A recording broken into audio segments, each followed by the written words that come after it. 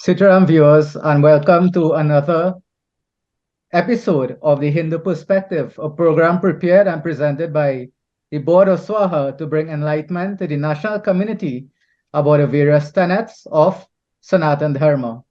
Once again, in today's panel, we have our senior Pandit, member of the Dharmandal of Swaha, and spiritual leader of the Swaha Sukshanti Bhakti Mandali, Pandit Gyanu Prasad.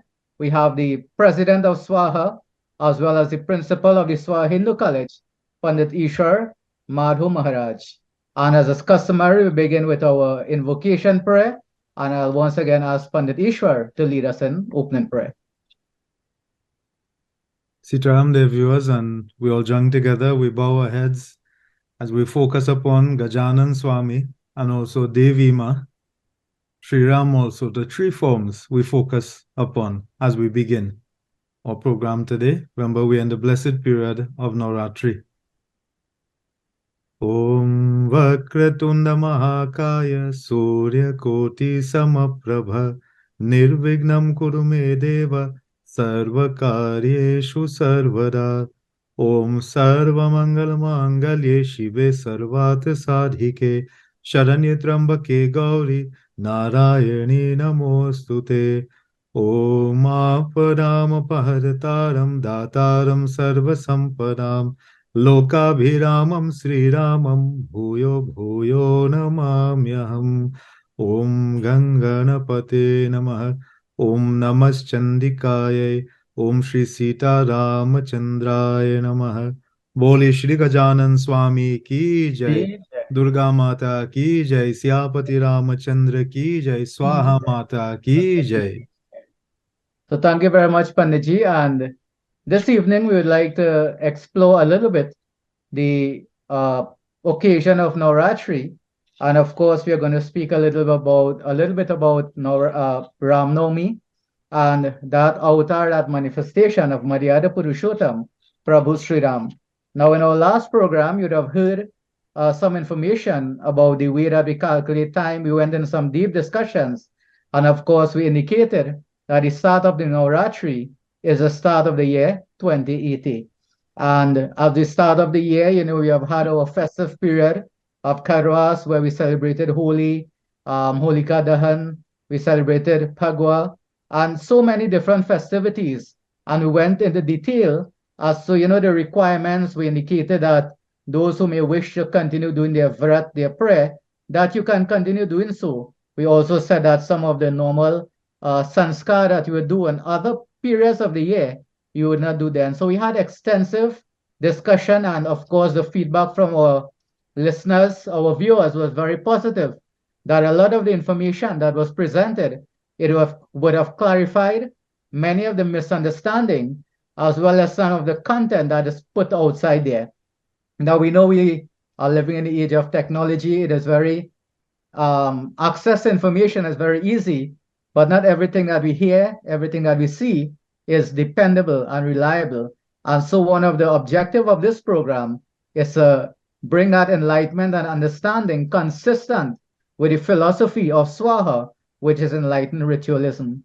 And so once again, we're in a period of a religious period where we are going to observe that Navratri, which is worship the Devi Ma over a period of 9 days.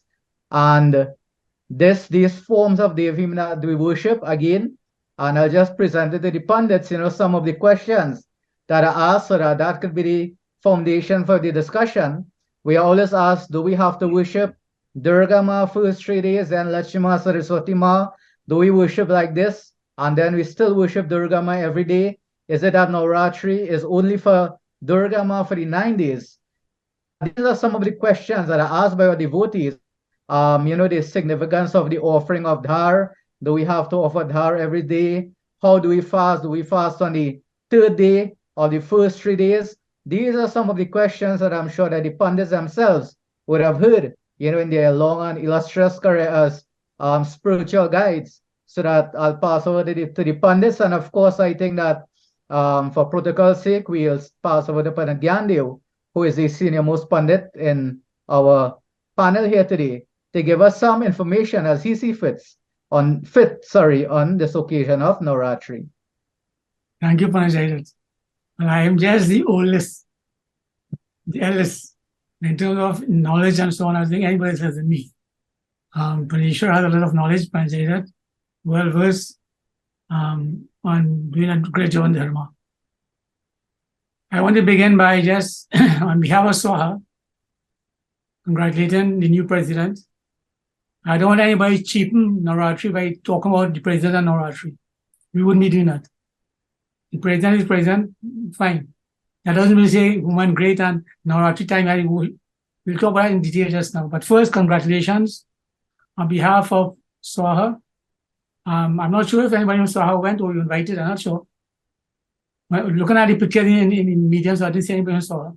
So I'm not sure whether we were invited officially or not, because those kind of functions must be invited.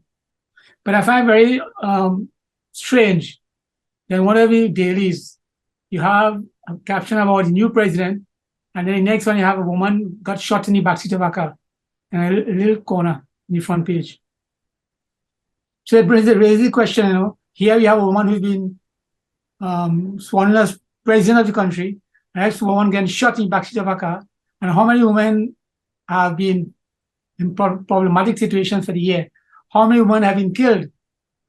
And that brings me, as Navratri is about God, the Commissioner of Police. It is a good thought. That's something we'll explore, talk about Sri Ram and Navratri. She is saying, yeah, the police do a job, but they need the hand of God. The hand of God, we'll explain about that in a while. When you have problems, Sanatan Dharam has that in Gita and Ramayana also. Viprate nu swarsanta hedlina manja utar. Yada adai dharmasya glani bhauti bharata. Just like in Gita, Arjuna had a problem. What is that? Krishna, see about it from him? You see the guidance of God. But he had to fight. He had to fight the battle. He had to fight the battle. So that, I wouldn't say that cop out. It's a good idea. Anybody talk about God is good. And I want to pass on the issue after. Let me just make some last point. I want to congratulate the president for keeping the name Kangalu. Now, many women married and changed the name, right? Many. Some are on the husband name too. But Christine, the president, Her Excellency, get the name Kangalu. And anybody know what Kangalu means? You can contact Jaidat and let him tell you. Jaidat gives you feedback to these things. Kangalu, Kangal is a name, a Hindu name. And what it means, but Jaidat will explain to you in the next program if anybody wants to know. If you don't want to know, fine. But I want to compliment her for keeping the background, the tradition of that name, Kangalu. And because some people quickly change the name, but some don't want to change them at all. And that's the next topic by itself, especially those who convert. They will keep the names. They will change religion by keeping names. So that's a discussion by itself. So this holy period of Navratri, we say blessings to all, and we pass on to Patishwar, who is the expert on Navratri. Patishwarji. Thank you, Pangyandevji. I'm by no means any expert. We are all we are learning, but we're here to enlighten you, and in the process, I'm sure we ourselves become enlightened also, as we have different perspectives. And this is the whole idea about this program is a Hindu perspective, but it's not just one perspective, right? Even right here, we have 3 different viewpoints sometimes, and then we get other views coming in from you, the viewers, with the questions and messages you send in. But I want to start by saying, Naya Varsh ke Shubh Kamanaye, or Shubh Naya Saal as we say. Happy New Year. May this year be auspicious. May this year bring blessings and happiness, peace of mind to you. So we may say, well, okay, we are coming to the end of March, but it is the Hindu New Year, 2080, and we are happy for that. We are hoping that will bring about positive change for Swaha. It's our 30th anniversary, positive changes in your life. And we have seen one change already.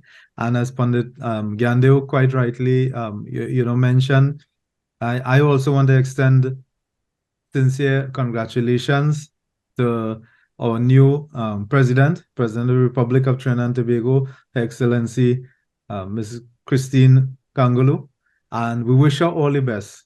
And unfortunately, I myself as president and with the Mandal, I can't say that we were invited, but it doesn't mean that we cannot wish her all the best and all successes, because she represents the entire nation.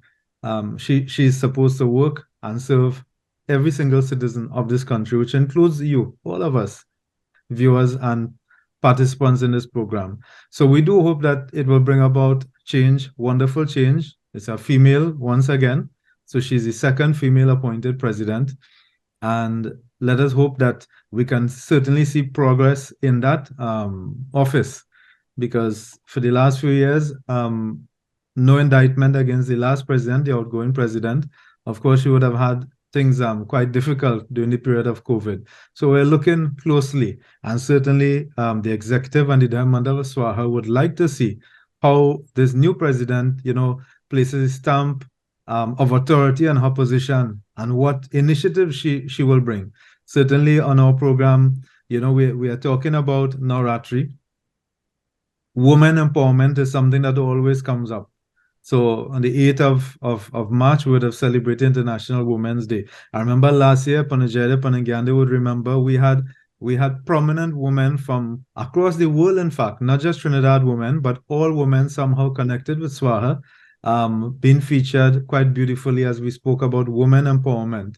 And Panagande raised the point, while we see women progressing, we still see acts of violence and atrocities being committed against women, right? We are hoping that good sense will prevail and positive change will take place in the mind of those same individuals that sometimes perpetrate such acts against women. But maybe that's wishful thinking, but Navratri is a time to pray for upliftment, to pray for spiritual development. And we are praying not just for ourselves. It's better to pray for others. Pray for your friends, your neighbors, your relatives, even those that may not be, how to put it, living a very dharmic life. We want to see positive changes for everyone for this year. So I hand over to Pandit that I know, and he will chart the course for the rest of the program. Pandit. Okay, so thanks to both pundits for starting up our program in that way by recognizing the appointment of our new president of the Republic of Trinidad and Tobago, and of course extending congratulations on behalf of the organization. And of course, as we look at our country, and not just the country, but what is happening regionally and in the Caribbean, what happens here is a reflection of what happens in the world over. Now, we don't want our program to simply be about yes, we want to talk about Navratri and some of the religious aspects of that, but we have been guided by our gurus and our pundits and our spiritualists over the many years so that we all know the practice. We want to look at a deeper message, and I think that it was alluded to in terms of the violence against women, and of course this whole movement of feminism. In Hinduism, or in world religions, Hinduism is the only world religion that recognizes that equality between male and female. And we see God as both mother and father. We see God as brother, sister. We see God as male and female. And that in itself speaks about the equality and the equity upon which Hinduism is based. And all of these are supported and founded, of course, in statements that we see even from Krishna Bhagwan, who says samadrishti, samadarshan, that see with equal sight, equanimity of sight, that's equality in all, no discrimination. And so Hinduism, of course, as a religion, would propagate this type of philosophy. Now, how this plays out in society, it is a different point, and there's a divide between what we see in practice and what is preached by our religion. So maybe that is one point, we can start discussing, what is propagated. What is one of the message that we can take away from Navratri? The worship of the female aspect of divinity and the respect that is shown to females according to the prescribes of our way of life versus what we see actually taking place in our society. Pandit Gyandev, he made reference to the incident of, female being shot in the backseat of a car. And that is one of many incidents. If we look at the statistics around something like human trafficking, we see that it is mostly children and females that are targeted. If we look at exploitation, sex work and all of that, we see there's really females who are exploited. Now, recognizing these realities in our society, given what the ideas are of Sanatan Dharma, and at a time like this, Navratri, where we worship that female aspect of divinity, get into some of the social discussions, I'd like to pass over to the panel to share their views. So maybe Pandit Gyandev? Thank you, Parishwar. Pandit Jayat. I want to just continue along those lines as Panjal mentioned, that education is what needs to be done in this country. Educating people. And when he asked what is education, I remember one intellectual said, education, learn to read and write. Education is not getting a degree. Education, learn a skill. Education is changing attitudes. So if you don't change attitude, education has failed. And we have to look at education in this society and see if education is effective to change attitude to women, towards different religions, towards children. As a matter of fact, recently saw in news where Putin was charged by United Nations Court for taking, how many children, thousands of children away from the country and carrying them to Russia. So they have been removing children and carrying them to in their situation. So we ask ourselves, are the organizations responsible for looking after children? Taken internationally, then nationally, then locally. So we have the Ministry of Education. When a brick or a piece of rock falls on a child's head and busts the head and busts his head. When you have these kinds of instances going on. When you have preschool can't be opened. So then we ask ourselves, is education really taking place? And then what happened? We have the culturalization of the youth. Culturalization takes many forms. One is through actually practices. So what my children see is what they will do. What is school children see, what they will do when they grow up. So if school children see they're not being cared for, you think they'll care for anybody when they grow up? As one person said, when we are older, they are young now, they're in the middle age. How will they treat us? So we have to look at it. How do we start? Is that they are a complete mess internationally come down. Or that means we have to give up. This is why Navratri tells us so much. This is why Prahlad's story from Bhagavad tells us about that. Hinduism says this is why God takes avatar and he comes not as a big man and appear. He comes as a baby and grow up with parents, with friends, with family. So the education system needs to address how children are treated. And then they'll stop killing women, stop killing anybody, and many things will change if the education system is corrected. So this from Navratri, we are saying Devi, Sri Ram, all the incarnations came to tell us, let us look after our youth and bring them up properly. And then these institutions that are responsible for them do their job properly. And then we change. Many times you find, you have, they call stopgap measures. When something happens, everybody jump up. Yes. Children authority, let's do something. Everything died on again. What really is happening? And no matter how good it is, no matter how bad it is, what changes is attitudes. And watching attitude is what we project and how we culturalize children. When a child sees a man with a cigarette in the air and a gun in his hand, and he's walking about like he's bad, and nobody can do anything, he go in jail tomorrow and come out next day. Then what he's telling himself, why going to work for? Just think I'm going to kill somebody and get money. So we are saying the serious situation of crime, of culturalization, of how we are going about it. And it starts from the school system, and the institutions, the print media, the electronic media. What are they projecting? I was amazed. Not that I do it. I hear about it. That you can just go on the internet and get porn immediately, pornographic material. No website, all they say, are you over 18? And you're gone. There's no check and balance, nothing. Absolutely nothing. To stop children from being corrupted. And this is something we have to look at. So for Navratri, this is why Devi Ma as a mother look after children. She come as a Ma, Durga Ma, Lakshmi Ma. This is why we say Saraswati Ma, all are Ma to look after children. So let us do what you're supposed to do, Panjishwar.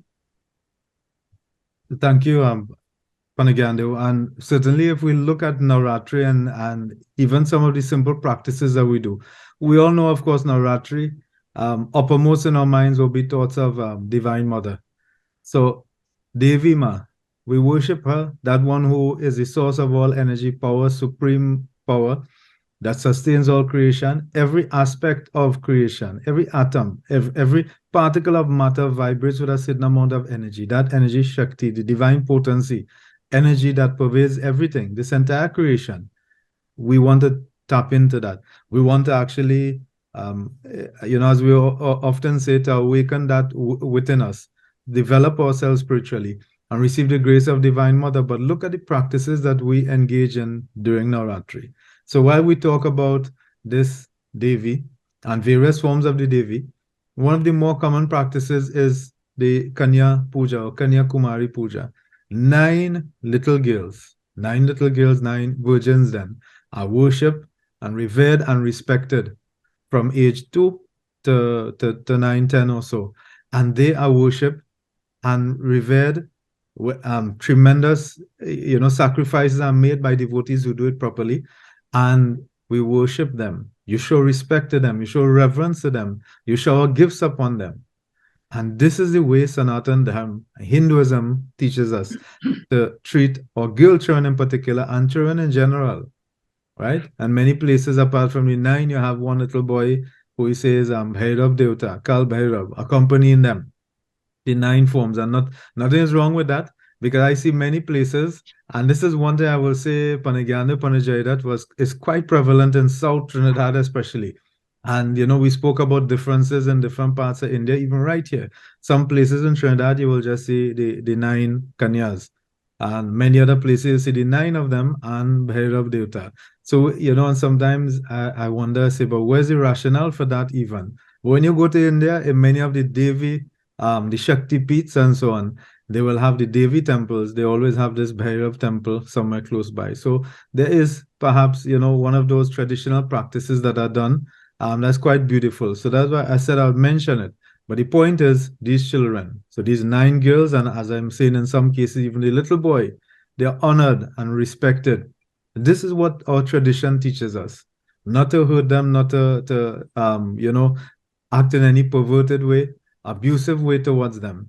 And if anything, the message of Navratri, where, we are talking about empowering women, treating women with respect, with dignity, it also reminds us much more than just the women in society or children. So I want to fully endorse what Panaganda was saying. And we at Swaha, I will say we have been trying for quite a while. In 30 years, we have just one orphanage or children's home, Vishok Bhavan, Mohis Road, Pinal, which that one I can say is more than many other religious groups can claim, but it's not that we are boasting, and it's under the directorship and the guidance of our Parmachar Pandit Hardev Prasadji and his Dharmapatni. So it is being led in the right way, and it is supposed to be a haven for children, right?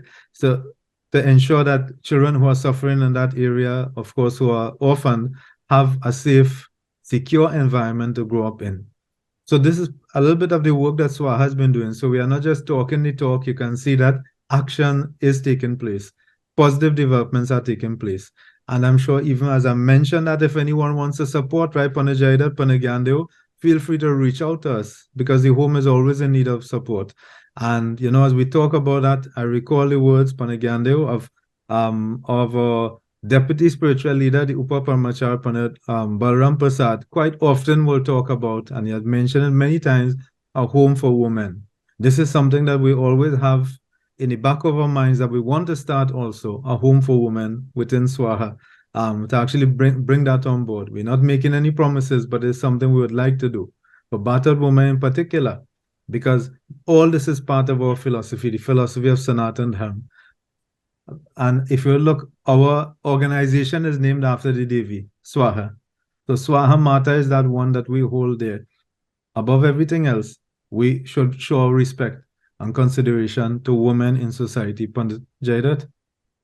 Yes, so thanks to both Pandit for your contribution. And of course, as both Pandit would have been involved in education, they would understand some of the social ills that are facing our society. And of course, the unfortunate incidents in which young girls and females may find themselves in being victims of sexual predators, etc. And these things have a lasting effect upon children. And of course, you have these global organizations that are funding research into gender-based violence and of course trying to find solutions to deal with the social ill. Because when the mother of the home is affected, normally they have that pastoral care, then it impacts upon the children and it starts a vicious cycle. So that Navratri is a reminder of the respect that is supposed to be shown to females and that female form in the form of our mothers, our sisters, our daughters. And as Panditji mentioned, we perform that Kanya Puja. And that Kanya Puja, there's an understanding that when you perform this Kanya Puja, that those girls that we worship not only as Devi on that day, but even subsequent to that, how could you worship these girls as Devi and then disrespect them later on? And this, is what we call, Caribbean culture. And unfortunately, it is something that we very proud of, where we have persons, they would stand and what they say, catcall or suit, girls or make derogatory comments. And, many times persons find that funny. We have a case of one international cricketer of the West Indies who on international television were making passes at the commentator that made her quite uncomfortable. And we find that something like that was defended by many persons. So that I always say that if you're a great sportsman, it doesn't mean that you have to be a great person. If you're a great entertainer, it doesn't mean you have to be a great person. That you could be flawed. And we have to recognize that. I can enjoy your song and your music, but it doesn't mean I have to try to use that to justify the things that we do. And we find that that may be the case. And, we support this type of culture instead of discouraging it. And when these things happen, and this type of culture, this masculine culture where male are dominant, and that we use that dominance against females, and children see that, then, they grow up in the same way. So that it is first to be cognizant of, mindful of, in terms of the way that we interact with each other, and especially the way that we interact with children and female, recognizing that in the Caribbean, especially, developing countries, that they are the targets of many criminal activity, including human trafficking, etc. And the statistics will prove that. Panditji mentioned, during the pandemic, we are now coming out of that, and things like Kanya Puja could be done. There are different substitutes that we can use. I can tell you that during the pandemic, we still wanted to have our service, and this will go into some of the discussions. Again, what we use is, we couldn't have used the girls, so that we use 9 coconut, we decorate them in nice yellow cloth, we fancy them and put them on top of Kalsa, and we worship those during Navratri period instead of the actual girls. And I know that in Navratri period, we always use our coconut, and that coconut is highly symbolic. And the questions are asked by our viewers, if we can explain in the program during the Navratri period, why do we use our coconut? And why is it that we say that when you're doing Durga Puja, in particular, more than any other puja, that we burn the coconut, whether that is true or not? And if so, why? So that Panditji, both Pandit, you can give your contribution. You all decide who would like to go first. So Rami just mentioned, that very important point. And from our scriptures, it comes from the story of Diwali, where ocean was churned, the coconut tree is one of the trees that appeared.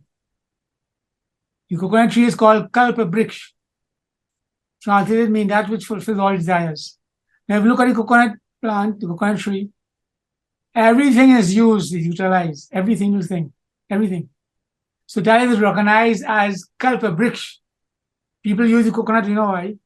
For drinking, for so many, you got research that. It is, knowledge out there. Now, the coconut itself has 3 eyes. If you take a hard coconut and look at it, because it has 3 eyes on it, is considered close to Bhagwan Shankar. And Devi Ma is the consort of Bhagwan Shankar. So it is used in Durga Puja to symbolize that they worshiping together with Durga Ma, Bhagwan Shankar. And when we check the scriptures, we will see Durga Ma and Bhagwan Shankar are Ardhanishwar, half and half. So that the coconut is used in Durga Puja, but it can be used in all puja because it's called Kalpabriksh, the fulfilling tree of mankind. So the fruit itself, the coconut, is offered in the fire. Some people use it in different cultures. They take it and they burst it if for Ganesh occasion so on, and they use that, they burst the coconut and say, right, they offer the Ganesh Bhagwan. The Ganesh is child of Durga. So the coconut itself has many uses, and you all can check your internet and see what are the utility of the coconut, what is used for. Our people want to go, and this is why they have the tradition. They make broom from the branch of the coconut tree. When they peel the stem, and that way they get, that is used to sweep the broom. We call coquet broom. I don't know where coquet come from. I don't research that. We call it coquet broom. And then, because it came from, you consider is the brother of Lakshmi, it said that broom must not be used after 6 because it associated Lakshmi Mata, and that does not go well. You disturb that broom, which is a brother of Lakshmi Mata, to be used after 6. These things may sound like fairy tale, but they're reality. These are reasons why our ancestors, many things our ancestors did. Some people doesn't know. They're chippers. But as time goes on to recognize, everything had great meaning. So the coconut is used in Durga Puja, specifically to celebrate Bhagwan Shankar also. As Panishwar mentioned, they put 9 girls and a boy. So the same kind of rationale. Durga Mata worship Bhagwan Shankar also. In any case, the last month in any puja is the Bhagwan Shankar. Om Purnamaya Purnabidam, when that coconut is placed in there. So the coconut is very important. And to end, if I pass on Panishwar, you can use the coconut in any puja and all puja, not just Durga Puja. It's specifically because of the tree eyes, special to Bhagwan Shankar, just as the bay leaf, the tree leaves, the trisul, the tree. So that those things are special to Bhagwan Shankar.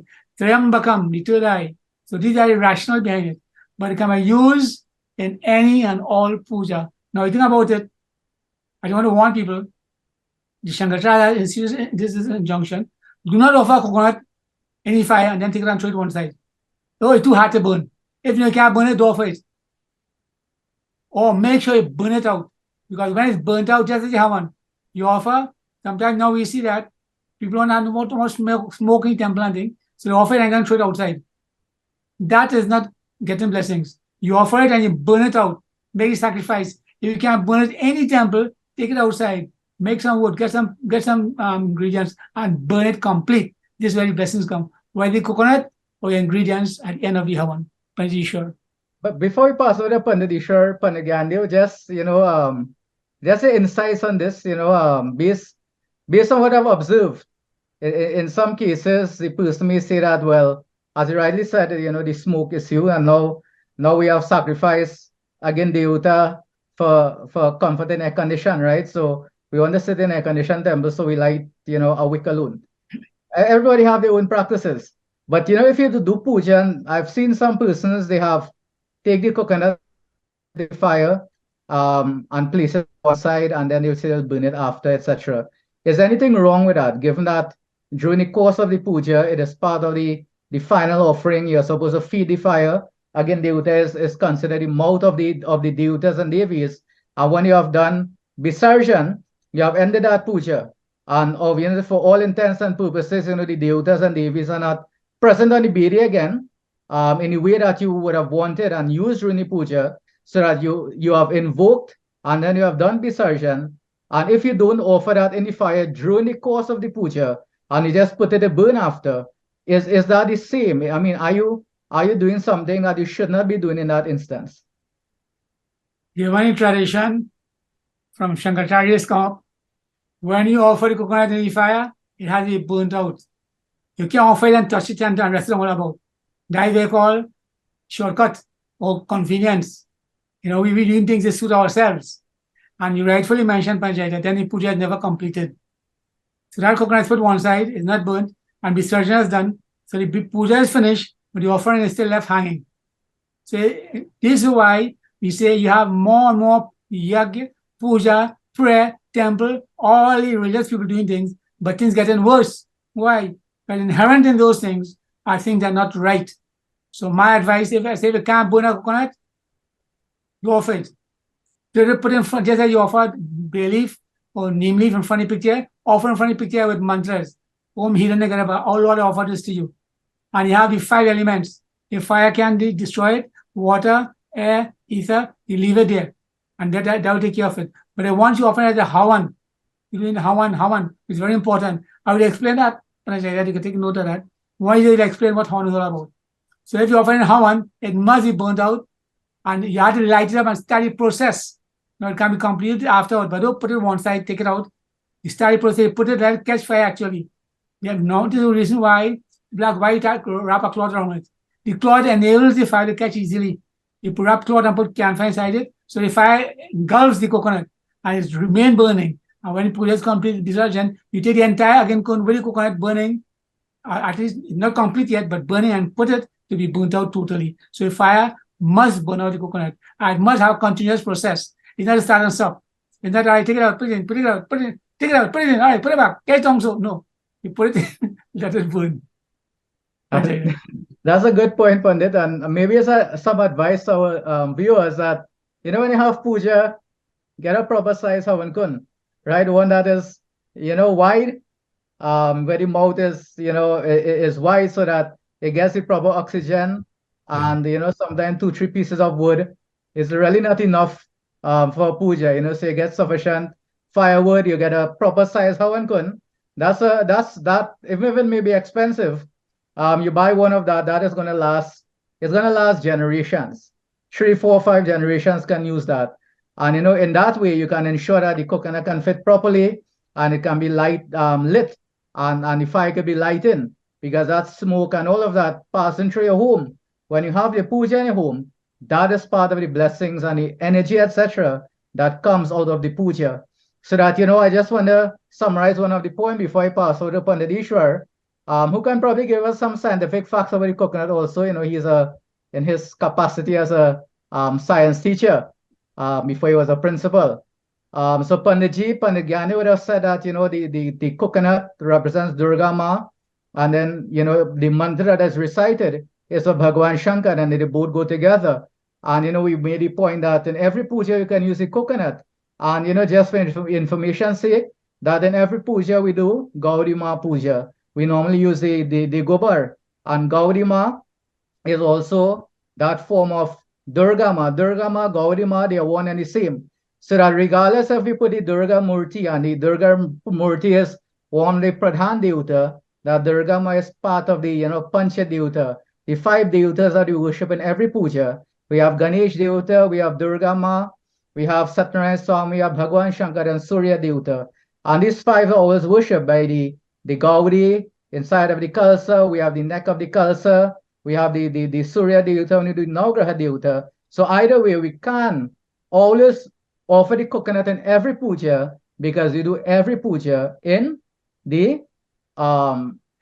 whatever puja we do. And, in Durga Chalisa, it says, Tuma Gauri Shiva Shankara Pyari. That is one of the lines, that you are, O Durga Ma, you are Gauri Shiva Shankara Pyari. You are Gauri Mata and Shiva Shankara Pyari. You are that beloved of Bhagwan Shankar. So reference is made in Durga Chalisa of Durga being Gauri Mata, that beloved of Bhagwan Shankar, which ties into everything that Pandit Gyani was saying. And also with the format of the puja, we use that Gauri, that Gobar, and therefore it justifies that in every single puja, we can offer that coconut. We don't have to say, Pandit, I'm not doing Durga Puja. We do Durga Puja in every puja that we do, either ways. So Pandit Ishwar, based on everything that was said, I'll pass over to you. You can make your input and, of course, add anything that, is going to be of interest and value to our viewers. Thanks, Pandit. So I want to endorse what both of our Pandits said. I know Pandit Gyani mentioned about the importance of the coconut itself burning, right? But we have to be, at times we have to accommodate everyone. And we understand some people cannot, for respiratory reasons and otherwise, a large amount of smoke, may not be what we want. In most of our temples, that's the case. But be practical. So Panajayada spoke about having a large enough size Hawan Kun. That's important. So the way you pack the Hawan Kun is extremely important. Burning of the offering, the nariyal, the coconut, is critical. So I also believe, Pandit Jayada, we should not bless it and offer it and then just put it off to the side. Has to be used in our Purnahoti and put there before we do our Visarjan and closing prayer. So I've noticed it, not by any of the Babas here on this program, right? That you do your Visarjan, everything, and then afterwards we say burn it outside, just because we don't want to create smoke inside. If you pack that properly, yes, you may have the batti, the little wick that is burning alone, but you pack up the Hawanko in such a way you don't create any large amount of smoke, and you create enough, ventilation, aeration as you put that coconut on the top. But of course, you need a large enough receptacle. Sometimes we see the Hawankun, there's a little clay Hawankun, or again, kun that's very small. Sometimes the coconut is the same size or even bigger than the little pot that is used. So be practical, be sensible, and nobody's saying you have to create a big blaze up there and be like something looking like a chitta inside of your Hawan kun. We want it to be understand that burning and the ashes, how important that is, right? Now, as we talk about the burning of the coconut, so Panagyandev mentioned again about the importance of the coconut, and remember truly, Panu Supari Dhwaja Nariyal. Le Tere Bhet Charhaya. We all know that, Suno Meri Devi, that bhajan that we'll be singing as the arati almost every day during this period of Navratri. Nariyal, the coconut, extremely important, must be offered together with Pan, Supari, Dhwaja, the flag that you will offer, the cloth that you will offer. But it is Kalpa Vriksh, but it's also known as the Karma Pal. What is Karma Pal? Karma Pal, the fruit of our actions. So the karmas that we perform, the actions that we perform in this life, devotees and viewers, it binds us. It in some ways, it keeps us entangled and trapped by the Maya and the illusion of this world. So we perform actions with, for many people, some motivation, some sense of desire, perhaps calm, some lustful thoughts, desires may enter our mind. And as long as that is there, yes, we may be performing actions that we may deem to be noble. But at the end of it all, if someone else were to look objectively, we are still ensuring that we remain bound and tied to this life and wanting to remain upon this earth and not be truly free, but to be liberated. Now, that itself is a high concept talking about moksha, mukti, liberation. We leave that for another time. But the point is, by offering the coconut, we are symbolically saying to Devi Ma, the Divine Mother, absolve us of that. These actions of ours that, bind us, the desires in our mind, and the fibers in particular of the unhusked coconut, there's a hard shell exterior. Beneath that hard shell, if you break it open, you see the fibrous part, that layer. These represent our vasanas. And the vasanas are what? These tendencies, again, these actions that we engage in that sometimes detracts us from achieving the state or status we want to reach in life. So there could be many things. So I won't start talking about lower tendencies and what these things can be, because we can go on and on just talking about that. But the point is, all these actions that I'm saying cause us to remain entangled and trapped by the Maya of this world. These are what we symbolically burn away. So of course we want it burnt, because we are saying, Devi Ma, free us from this. We want to be free from it so we can move closer and closer towards you. That's the only way this divine potency will be nurtured within us and liberation can come at the end of it all. Right, Pandit Jaidat? All right. So thanks, Pandit Ishwar, for explaining that component of it. And of course, as we have said, there are scientific reasons, there are spiritual reasons that we use the coconut. And as Pandit said, all aspects of the coconut we use, right? Even the coconut heart, is that we use that part of the tree also, palmer's heart, which is a relative of the coconut, right? No, really, I mean, so many aspects of the coconut. And if you were to look at even in India, I'm thinking the lower regions. When I say lower regions, southern states in India, like Tamil Nadu, Kerala, where coconut is prevalent.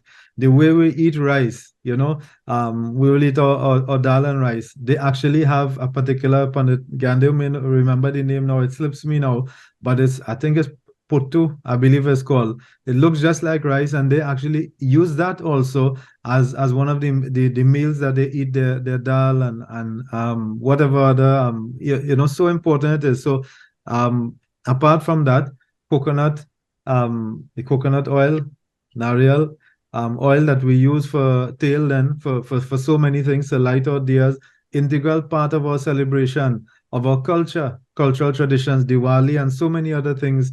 The coconut, remember, there was something, especially for certain forms of divinity, Krishna Bhagwan in particular, there was some called gujia that was offered, right? Which was like a coconut tart. Tell children about gujia. What is that? They don't even know today. But that was the grated coconut. I don't know how to make it, but I remember eating it as a little child. You don't get it anymore. Very sweet, wonderful, and that's the best coconut tart, so to speak, that you could get anywhere. Today we don't have panajaita. I don't know if any of our puja stores sell that. And that's something wonderful. So apart from things to eat, and then even soap and different things are made with the coconut nariyal. So it's so important. We could go on, but maybe we need to get an expert on coconut to tell you more about what And then is the coconut derived from the oil also coconut. helps in terms of Yeah, those who may be suffering the high cholesterol. It's good. It sends down the bad cholesterol, sends up the a good cholesterol. And coconut the oil coconut for oil our for the head too. hair. Yeah, Yeah, didn't use enough when I was young. And the coconut water, the coconut jelly, and yeah. all of those things. I mean, it's a full-in meal. And it comes in even when you're fasting, right? If you drink some coconut water, you'll be able to maintain you may still feel hungry, but at least you wouldn't get dehydrated and you wouldn't get sick. And maybe you can have a coconut in the morning and it will see you through for the day. So it makes it easier to even fast without suffering from gas and all of those things. So I mean, we started discussion on Navratri, and we have spoken so much on this coconut and the value of the coconut. So Panagyandev, anything you'd like to add at this point before we move on to our last topic for this evening's discussions On the coconut, on anything related to Navratri? yeah, the coconut has a lot. I have a book here. This is a book based on science. And we can't go in detail today. There's something which we all have to know, tell about. You see, Hawan. If you notice here, how can I science I can read it, chemistry science. But you sure know about it. Right? I seen H2O and Right. water, yeah. H2O and well, that E, but they say when you offer coconut in the fire, what happens? Normally, fire has more what? Smoke has more what? Carbon dioxide. But when the Hawan is done with the coconut, and it's going to be done, it was done scientifically and proven. This is why the book is written like that. Unfortunately, it's not in English, it's in Hindi. I say that, my mind go back, pulling back, if I go off course too much, my mind go back to a movie I saw recently called Ram Setu.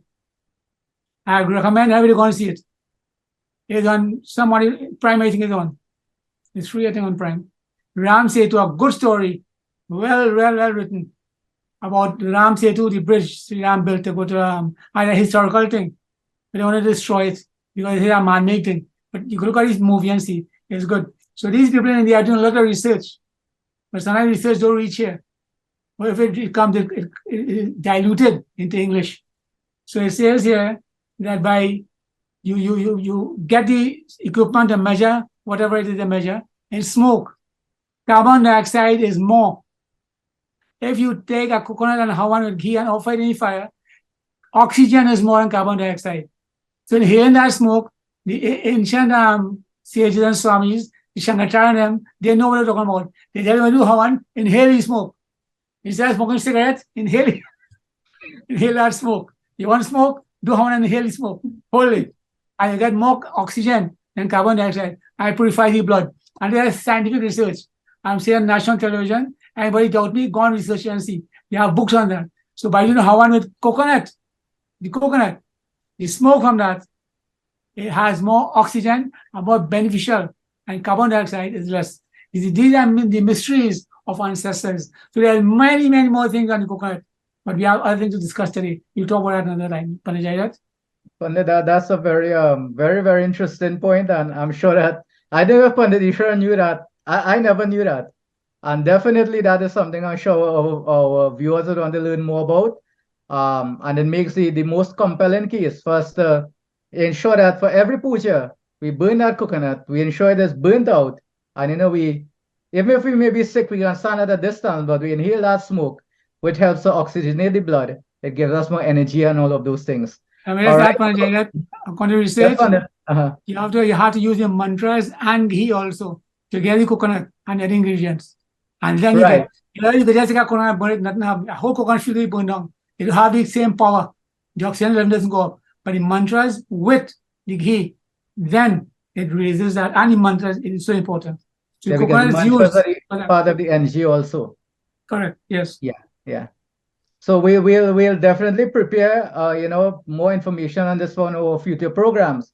Panditji mentioned Ram Setu, that bridge of Sri Ram, and we don't have much time, probably about 6 minutes, 7 minutes or so. But we are also, as we celebrate Durgashmi, we are also celebrating Ram Navami, and we spoke about this whole idea of Maryada Purushottam Sri Ram as that manifestation of Satyanarayana Swami. You spoke about the idea of respect for females, and we can identify one incident where even Sabarima, who was, she was an outcast, sent out by society to live on her own, that she was referred to as Bhamini, someone who is exalted in the eyes of Sri Ram, who saw this person, as someone to be respected. And this would have been the nature of that life of Sri Ram. And I know that Pandit Gyandev is an expert in Ramayana, and we have had Ramayana class, and there was always two verses that I learned from him. I can't remember the first one by heart, which is the one single line or verse that encompasses the entire Ramayana. And then we learn Bhayam Kubayam Alakalasehu Nam Japat Mangal Disidasahu. That, love or hate, anger, sleepiness, you recite the name of Sri Ram. And of course, in all of the directions, there's auspiciousness and blessings. So, Pandit Gyandev, I don't know if you want to comment on that. You can give us the synopsis of Ramayana in that one verse, and anything else you want to share. And then we'll pass it over to Pandit Ishwar, who will make his contribution and, of course, end our program. Let's pass the Pandit Ishwar. He knows it to Ado Ram Tapo Banadi Gamanang Ishwar, and his voice is better than mine. So, Pandit Ishwar. I thank, sure. As you said, just making sure it comes to mind. Yeah. So we focus upon Sri Ram. Om Sri Sita Ram Chandraya Namaha. Om Ado Ram Tapovanadi Gamanam Hatva Mrigam Kanchanam Vedehi Aranam Jatayu Maranam Sugriva Sambhasanam Bali Nigrahanam Samudra Taranam Lanka Puri Dahanam Paschat Ravana Kumbhakarna Haranam Eta Sri Ramayanam. Om Sri Sita Ramachandraya Namaha. One thing I want to mention is that as we approach Ram Navami, which will be, depending on when you see this tomorrow, a few days from now, importantly, I recall there's a beautiful verse where the Devatas themselves, together with Prithvi Mata, Dharti Ma, have taken the form of a cow, Gau Mata, to go to Brahmaji to get the solution to the problem, because she said the weight of the one sinner in the form of Ravan was heavier. She could bear all the mountains and rivers and all the people upon earth, but not that one sinner in the form of Ravan. And when they were all advised by Brahmaji to go to Vishnu, some of the devatas start thinking, okay, where's Lord Vishnu? Vaikundham, let us go to Vaikundham.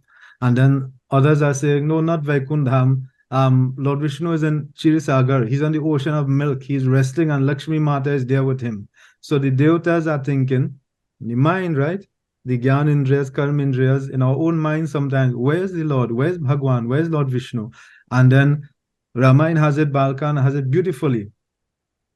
Bhagwan Shankar is narrating this part of Parvati Ma. He says, "Oh, Girijao Parvati." I happen to be in that assembly too, and I'm listening to them saying, "Well, where's Sri Ram? He's here. Is he in Vaikunt?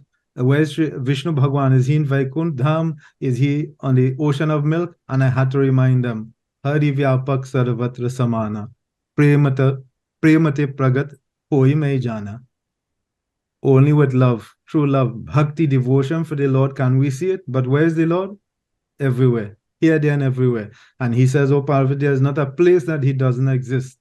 So this is the message I want to leave you with. As we think of Ram Janam, the appearance of Sri Ram, Ram Janam is not just in Ayodhya, not just in India, in our heart, in our own country, in our homes. Believe it. Lord Shiva is saying it, not just us, the pundits here on this Hindu perspective, so our Hindu perspective. We are saying the Lord is there, present, here, there, and everywhere. Bhagwan Shankar put a stamp of authority upon Ramayana. The statement is there, so believe it. Panagyandev. I will conclude. I'd just like to give homework to all our viewers. Sri Ram was born 12 o'clock in the day. Krishna was born 12 o'clock in the night. Hopefully, we can get feedback on why one was born in the day, 12 o'clock in the day, one was born 12 o'clock in the night. There are great reasons for this. Panajayat. All right. So, I mean, our viewers would hear that. So if you're interested in venturing an answer and you'd like to do some research, of course, you can just send your email to swahainternational@gmail.com, or you can call your office 674-7384, and you can leave your query, your answers, as well as any further questions you may have, because it is based on the questions and queries that you have that we know what we have to discuss for these programs. So that just brings us to the end of today's program, and I would like to say special blessings to Pandit Gyandev, Pandit Ishwar once again for leading the discussions, and of course providing such enlightened information so that all of the misunderstanding that we have, all of the queries and the questions, of course you're getting proper answers to those. And we understand the reasons that we do, what we do, which is really the purpose of this program. And until we see you all on our other program, our next edition of the Hindu Perspective, Sitaram and be safe. Sitaram.